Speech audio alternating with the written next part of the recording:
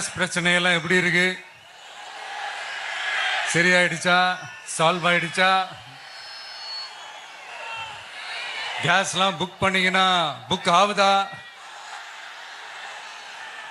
இந்த கேஸ் பிரச்சனையினால இவங்களாச்சும் கொஞ்சம் முன்னெச்சரிக்கையா இருந்திருந்தா அட்லீஸ்ட் நம்ம ஊர்லயே ஆச்சும் இந்த கேஸ் தட்டுப்பாடை கொஞ்சம் கண்ட்ரோல் பண்ணியிருக்கலாம்.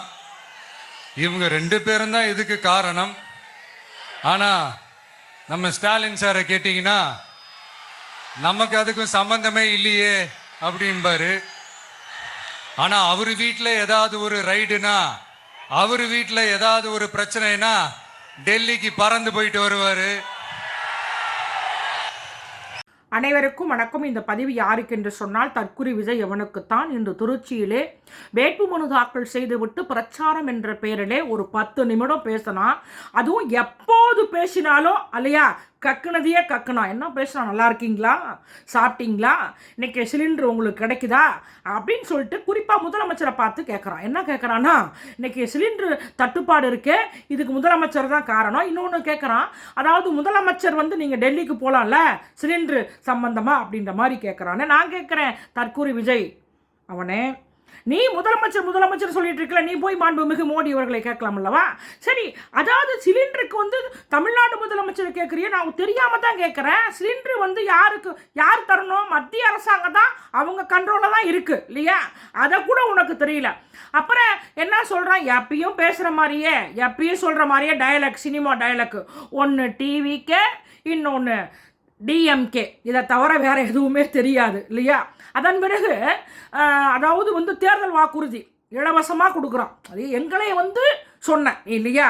என்னென்னா, நாங்கள் வந்து இலவசமே தரமாட்டேன்னு சொன்னேன். ஏன் உங்கள் கட்சி சார்பாக ஆர்ப்பாட்டம் செஞ்சாங்க, வந்து திமுக இலவசமாக கொடுக்குறாங்க, அதை திரும்ப பெறுன்ற மாதிரி ஆர்ப்பாட்டம் செய்துவிட்டு இன்றைக்கு நீங்கள் என்ன சொல்கிற தற்கூரி விஜயவனே, நான் ஆட்சிக்கு வந்தேன் என்று சொன்னால் வருடம் 6 சிலிண்டர் நொட்டுவேன், இன்றைக்கி சிலிண்டரே கிடைக்கல, நீ என்னத்தை போய் பண்ண போகிற தற்கூரி விஜயவனே?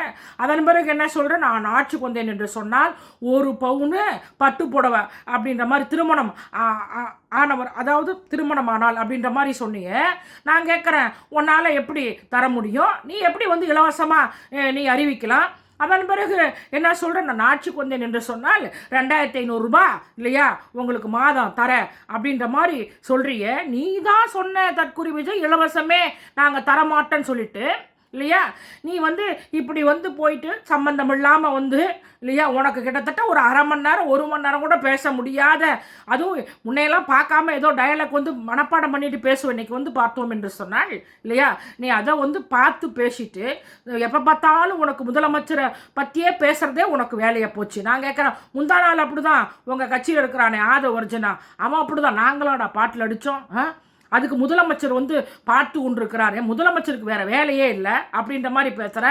நீங்கள் கரூர்லேருந்து மோதுறீங்க அப்படின்னு சொல்லிட்டு அந்த ஆதவ அர்ஜுனா, லாட்ரி ஷீட் ஆதவ அர்ஜுனா சொல்கிறான். இன்னொன்று சொல்கிறான், திமுக எங்களை வந்து கை வச்சிட்ருக்கு, நாங்கள் கை வச்சா தாங்க மாட்டேங்கன்றியே பைத்தியம், நீ திமுக வந்து சாதாரண நினச்சிட்டு இருக்கிறியா? நாங்கள் பொறுமையாக போகிறோம் இல்லையா? பொறுமையாக போகிறதுனால அவன் அப்படி தான் வாய்க்கு வந்தபடி பேசுகிறான். நீ எப்படி தான் சம்மந்தம் இல்லாமல் இல்லையா? இன்றைக்கி கேஸ் சிலிண்டருக்கும் எங்களுக்கும் வந்து சம்பந்தம் கிடையாது, அது மத்திய அரசு, அதை கூட தெரியாமல் இன்றைக்கி வாய்க்கு வந்தபடியெல்லாம் பேசுகிறேன்னா தற்கூரி விஜய், நீயே வந்து 2 தொகுதியில் வந்து போட்டிடுற, உனக்கே பயம் வந்துருச்சு.